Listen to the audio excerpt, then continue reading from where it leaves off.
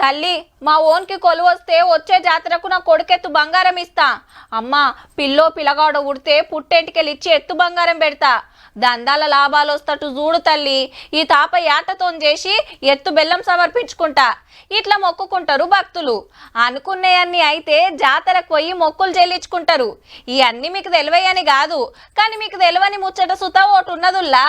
అదేందంటే మేడారం బంగారం పసుపు కుంకుమ మీ ఇంటికే రాబోతున్నది.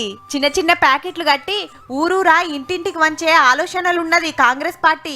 మంచి కార్యం కాబట్టి సర్కారే సప్లై చేస్తది. అమ్మలకు పూజలు చేసిన బెల్లం బంగారం తోటి సమానం. భక్తులకు సమ్మక్క సారలక్కల కుంకుమ ఇంట్లో పెట్టుకుంటే మంచిదైతదని నమ్మికుంది. అయితే జాతరకు అందరు ఓలేరు కాబట్టి ఇంటింటికి ఇస్తే బాగుంటది అనుకుంటురట. సేమ్ మొన్న అయోధ్య రాములవారి అక్షంతలు వంచినట్టే అనుకోరాదురి. ఆల్రెడీ బెల్లం మొక్కులు జోరుగా నడుస్తున్నాయి మేడారంలా. ఆడ రేట్లు పిటాన పిరముండే వరకు చాలా మంది వరంగల్నే కొనుక్కోబోతున్నారు. పిల్లలు పెద్దలు ఎవ్వలెత్తు వాళ్ళు జోకిస్తున్నారు.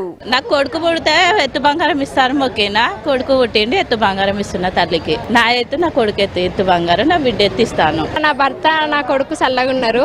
నాకు కొడుకు పుడితే ఆ తల్లికి ఎత్తు బంగారాలు ఈయనది వెంట్రుకలు ఇస్తా అని మొక్కుకున్నా. జాతరకు ఇంకో 20 రోజులు ఉండగానే దినాం 20-30 క్వింటాల బెల్లం అమ్ముడు పోతుందంటే చూడురిగా.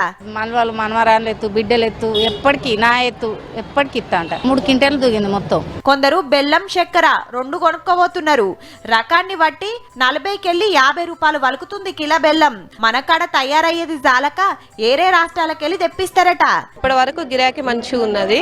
అమ్మవారి దయ వల్ల ఇట్లే ఉండాలని మొక్కుకుంటాం. బెల్లం ఇప్పుడు ప్రజెంట్ 47 అమ్ముతున్నాం. ఇంకా ముందు తగ్గొచ్చు. మరిగా మీరే పోయి మొక్కు ఒప్ప చెప్తారో లేకుంటే మీ ఇంటికి వచ్చిందే తీసుకుంటారో మీ ఇష్టం.